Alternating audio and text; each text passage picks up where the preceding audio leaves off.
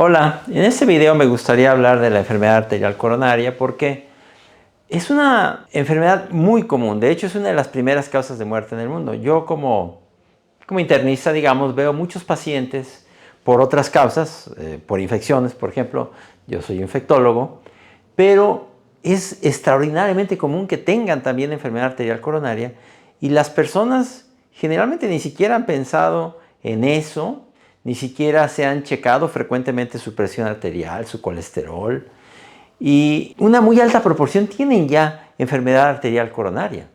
Entonces creo que es una enfermedad que se debe prevenir sobre todo. Una vez que ocurre, desde luego se puede tratar, pero lo ideal es prevenirla. Me voy a referir ahora entonces a las arterias coronarias como una enfermedad que va ocluyendo, que va tapando las arterias que irrigan el corazón. Pero también hay que aclarar que esta es una enfermedad que no es exclusiva de las arterias del corazón. Generalmente cuando hay enfermedad de las arterias del corazón, pues las puede haber también de las arterias de la cabeza o de las arterias periféricas. Pero se conoce como enfermedad arterial coronaria porque es allí donde incide en su mayor mortalidad. Vamos a ver de qué se trata. Las arterias coronarias irrigan al corazón, como lo ven aquí. Esta es la arteria aorta y de ahí parten dos principales arterias, que son la arteria derecha, la arteria izquierda y una que se llama la circunfleja. Estamos viendo la parte anterior del corazón y esta irriga la parte posterior. Cuando se empiezan a tapar esas arterias, sufre el corazón. ¿Por qué se tapan? Si normalmente tenemos una arteria que es elástica, tiene un interior y por aquí adentro fluye la sangre, esto es cortando la arteria, en la enfermedad arterial coronaria se va formando una placa o varias placas que van cerrando el flujo de la sangre. Estas placas están constituidas sobre todo de colesterol y también de algunos elementos como el calcio, por ejemplo. Entonces eso va cerrando el flujo de sangre y puede dar dos tipos de cuadro. Al principio es completamente asintomático, pero puede dar lo que se llama una angina estable, que es la persona que, sobre todo en ejercicio, siente un apretón en el pecho. A veces como dolor, ese apretón le impide caminar cada vez más y cada vez el ejercicio se va limitando. Ese dolor a veces irradia a los brazos o al cuello, al brazo izquierdo sobre todo. Es lo que se conoce como angina estable y puede durar así varios años. De ahí puede evolucionar a una angina inestable o un infarto agudo del corazón, que es ya cuando la obstrucción es de tal tamaño que inclusive se muere un trozo del corazón y eso es muy grave, eso puede matar. La angina inestable generalmente ocurre, a diferencia de la angina estable, en el reposo. En el reposo de repente se siente un dolor en el pecho que, a diferencia de la angina estable que cede al detenerse, esta no cede, se mantiene y de hecho puede evolucionar a un infarto del corazón, como decía. Cuando estas cosas ocurren, pues ya es una situación avanzada que desde luego se puede tratar, pero como decíamos, lo mejor es prevenirlo. ¿Cómo le vamos a hacer? Porque, como les decía, inicialmente esto es asintomático y la gente no se da cuenta. ¿Cuáles son las condiciones que hacen que esto ocurra? Pues hay causas, como vemos aquí, la genética. Esa es una muy importante. Si un familiar directo, hermano, mamá, papá, abuelos, tíos cercanos, han tenido infartos del corazón, angina en el corazón, pues ese es un factor de riesgo. Y fíjense que se va juntando una especie de rompecabezas. Mientras más factores le agregues, más posibilidades hay de desarrollarlo. Diabetes, obesidad, es una causa muy importante, vienen muy de la mano. La hipertensión arterial, antiguamente se toleraba la hipertensión arterial por años y se decía es que la hipertensión sirve para que se irrigue mejor el corazón. Ahora cada vez se tolera menos. De hecho, actualmente, dependiendo de las asociaciones internacionales, en general se aconseja que la presión de abajo, lo que se llama la presión diastólica, no esté llegando a 90 y la presión de arriba, en términos generales, que no pase de 120, preferentemente que no pase de 120, 130, depende de las asociaciones. Es importante decir que todos los adultos debieran tener en su casa un aparato para medir la presión arterial. Pero no de los que miden en el dedo, en la muñeca, no. Tiene que tener el brazalete para el brazo, porque esa presión es muy valiosa tenerla en una bitácora y eventualmente darse cuenta si estás teniendo hipertensión. Se toma en reposo, en casa. Es inclusive mejor que tomarla en el consultorio, porque en el consultorio siempre la persona pues llega con un poco de ansiedad, un sentido de anticipación. En cambio, el que tú tomes en tu casa es una presión que con un buen aparato en general refleja mejor el estado de la presión a plazo largo. Entonces la hipertensión, el colesterol alto.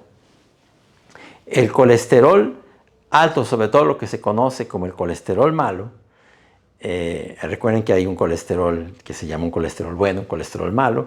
Tendemos más a medir no tanto el colesterol total, o además del colesterol total, el nivel de colesterol malo. Y muy importantemente el tabaquismo. El tabaquismo es un factor que contribuye tanto, o a veces en algunas personas más que los demás. Entonces, estas son las causas. Hay que decir que a estas causas se puede dar un tratamiento, pero pues uno no puede cambiar la genética, pero sí puede cambiar algunas otras, como el peso corporal, la diabetes, el control. Si ya se tiene diabetes, pues el control de la diabetes, ¿verdad? Ahora, ¿cómo se previene? Porque lo que decíamos, una vez que viene un infarto, pues ya hay consecuencias que puedan ser irremediables o irreversibles. Se puede desde luego tratar y se puede todavía tener una vida larga, pero ya puede quedar un daño permanente. Lo mejor esto es prevenir. Lo primero, el peso y la dieta. Ya sabemos que es una dieta saludable. Una dieta saludable, pues es una dieta que tiene sobre todo un componente de productos de origen vegetal o de alimentos poco procesados, no ultraprocesados, lo que conocemos como alimentos chatarra, que además tienen mucho sodio, embutidos, carnes procesadas. Es mejor que nuestra dieta contenga predominantemente alimentos de origen vegetal, nueces, fruta, verdura, no jugos de frutas, dietas que no incluyan también alimentos con alto contenido de carbohidratos o azúcar.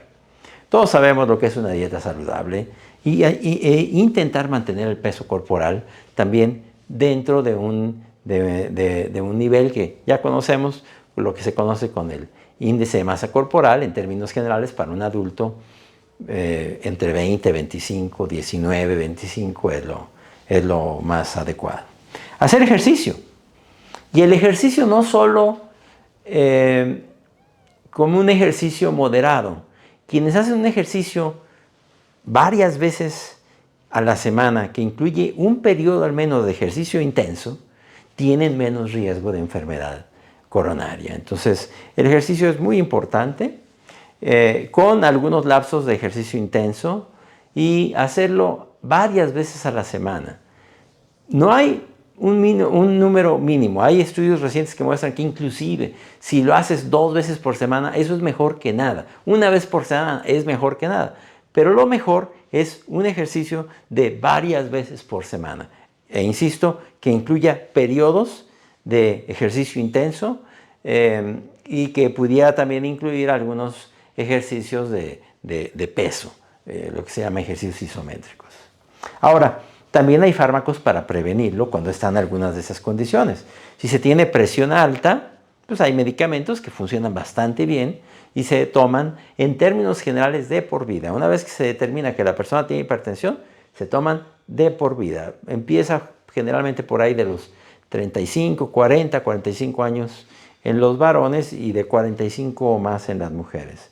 Si el colesterol bajo está muy alto o el colesterol total está muy alto, ahí el doctor, la doctora tienen que determinar si vale la pena tomar algún medicamento, por ejemplo, como estatinas, sobre todo si el colesterol no es lo único que está mal. Si además, por ejemplo, tiene hipertensión, si se juntan algunas de esas condiciones, puede ser que necesites un manejo para el colesterol a un largo plazo. El control de la glucosa, en el caso de que se tenga diabetes o prediabetes, y puede haber en el futuro otros medicamentos que digamos, se están planteando todavía en estudios de experimentación. Pero me gustaría terminar diciendo que la enfermedad arterial coronaria, que ya sabemos que es una de las principales causas de muerte en el mundo, insistir en que al principio no se siente nada y que prácticamente todos la podemos padecer. Todos tenemos que hacer una evaluación de cuáles son nuestros riesgos y qué tenemos que hacer para prevenirla. Acudir muy específicamente a consulta y en casos que ya se determine que está la existencia, inclusive acudir con el especialista o ser remitido con el especialista que es el cardiólogo para que determine cuál es la condición de tratamiento.